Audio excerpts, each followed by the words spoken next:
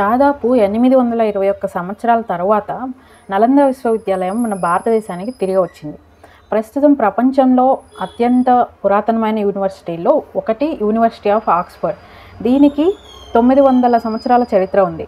కానీ నలంద విశ్వవిద్యాలయం 1400 సంవత్సరాల ముందు నుంచి కూడా ఇది ఉందన్నమాట. అయితే ఈ నలంద విశ్వవిద్యాలయాన్ని పూర్తిగా కాల్చేశారు.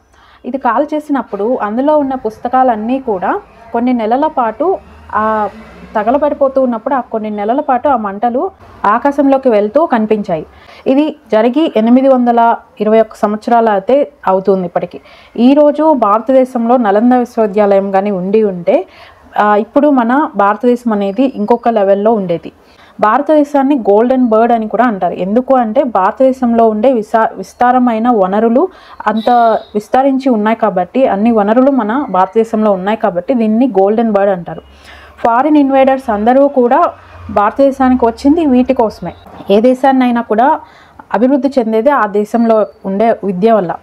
ఆ విద్య అనేది మనకి భారతదేశంలో నలంద విశ్వవిద్యాలయంలో ఉంది. అప్పట్లో నలంద విశ్వవిద్యాలయం బాగా జ్ఞానాన్ని అందించేది. దీంట్లో లక్షలాది పుస్తకాలు ఉండేవి. కొన్ని లక్షల పుస్తకాలు, అట్లాగే వ్రాతప్రతులు, చేతితో రాసినటువంటి మాన్యుస్క్రిప్ట్ కూడా అందుబాటులో ఉండేవి. ఏన్షియంట్ మ్యాథమెటిక్స్ కానీ, లేదంటే ఆస్ట్రానామిక్ నాలెడ్జ్ కానీ, ఇది ఉంది ఇది లేదని కాదు, అన్ని విషయాలకు సంబంధించిన ఇన్ఫర్మేషన్ అనేది దీంట్లో ఉండేది. అయితే అప్పట్లో ఇంటర్నెట్, ఈ గూగుల్ ఇవన్నీ లేవు కాబట్టి ఆ సమయంలో ఎడ్యుకేషన్, ఈ నాలెడ్జ్ అని ఎవరు కూడా కాపీ చేయలేరు. సో ఇంటర్నెట్ ఇప్పుడు ఏంటంటే మనకి ఇంటర్నెట్లో చూసుకొని మనం చదువుకోవచ్చు. కానీ అప్పుడు ఆ సమయంలో కొన్ని ప్రదేశాల్లో ఎక్కడైతే అది ఉంటుందో అక్కడ మాత్రమే అది అందుబాటులో, అక్కడికి వెళ్ళి నేర్చుకుంటే కానీ అది అవ్వదు. సో ఈ నలంద విశ్వవిద్యాలయానికి చదువుకోవడానికి ప్రపంచం నలుమూలల నుంచి Korea, Japan, Mongolia, Turkey, Sri Lanka ఈ అన్ని దేశాల నుంచి కూడా ఇక్కడికి చదువుకోవడానికనే వచ్చేవాళ్ళు. ఇక్కడ logic, grammar, medicine, arts, mathematics, astronomy, స్పిరిచువాలిటీకి సంబంధించిన విషయాలు, ఇవన్నీ కోర్సెస్ కూడా అందుబాటులో ఉండేవన్నమాట. సో ఇది అంతా చూసిన తర్వాత కొంతమంది ఏం చేశారంటే దీన్ని ఎలాగైనా సరే నాశనం చేయాలి, ఇంత నాలెడ్జ్ అనేది ఇక్కడ ఉండకూడదు, దీన్ని ఎలాగైనా ప్లాన్ చేసి నాశనం చేయాలని ప్లాన్స్ అయితే స్టార్ట్ చేశారు. 1524 ఏళ్ల క్రితం నలందాలో మిహిర్ కులా అనే ఒక హన్ రూలర్ అనమాట. ఆయన తను విస్తరించుకోవడానికి నలంద పైన తొలిసారిగా దాడి చేశాడు. సరిగ్గా 100 ఏళ్ల తర్వాత 1424లో కింగ్ ఆఫ్ బెంగాల్ శశాంక అక్కడే రెండవ దాడి చేశాడు. అయితే ఈ 2 దాడుల వల్ల పెద్దగా నష్టం అయితే జరగలేదు. 500 సంవత్సరాల తర్వాత, అప్పటి వరకు 500 సంవత్సరాల వరకు బాగానే ఉంది. మళ్ళీ 500 సంవత్సరాల తర్వాత 3వ దాడి జరిగింది 831 సంవత్సరాల క్రితం. అయితే ఈ 3వసారి జరిగిన దాడి మాత్రం చాలా దారుణంగా జరిగిందనమాట. ఈ దాడి చేసినది బక్తియార్ ఖిల్జీ, టర్కిష్ రూలర్. అయితే ఈ సంఘటన జరిగిన తర్వాత నలంద యొక్క ఆ ఫిజికల్ అపీరెన్స్ కానీ మొత్తం కూడా నాశనం అయిపోయింది. భారతదేశం యొక్క భవిష్యత్తు అనేది మారిపోయింది. ఎందుకంటే ఈ నలంద భవనంలో మొత్తం 9 లక్షల పుస్తకాలు ఉన్నాయి.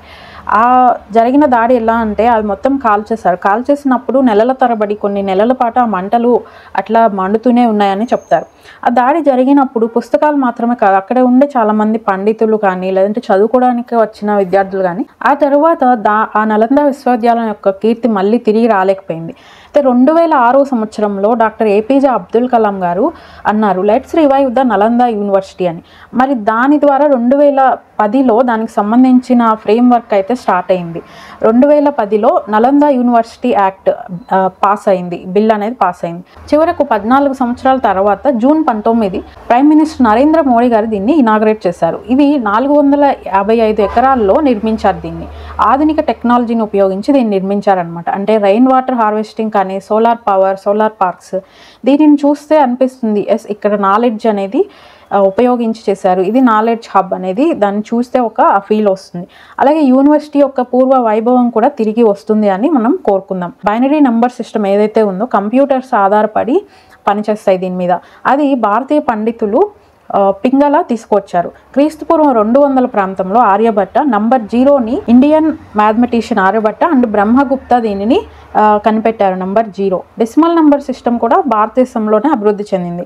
మరియు యోగా కానీ, కాటన్, ఆయుర్వేదం ఇండియాలోనే డెవలప్ అయ్యాయి, ఇక్కడ నుంచి స్టార్ట్ అయ్యాయి. అప్పుడు నలంద ఎడ్యుకేషన్ సిస్టమ్ కూడా చాలా కాంపిటేటివ్గా ఉండేది. అప్పట్లోనే దానికి ఒక వ్యవస్థ ఉండేది. అది ఎట్లా అంటే దానికి ఒక అడ్మిషన్ సిస్టమ్.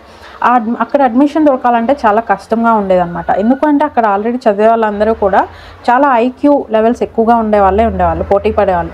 సో వాళ్ళకి ఒక ఎంట్రన్స్ టెస్ట్ అనేది ఉండేది. అది క్లియర్ చేస్తే కానీ అందులో అడ్మిషన్ దొరకదు. ఈ నలంద అనేది ఎక్కడ ఉంది అనేది చాలామందికి తెలియదు. ఇది బీహార్లో ఉంది. సో ఈ వీడియో కనుక మీకు నచ్చితే తప్పకుండా సబ్స్క్రైబ్ చేసుకోండి, ఇటువంటి మరిన్ని కొత్త విషయాలు తెలుసుకోవడానికి.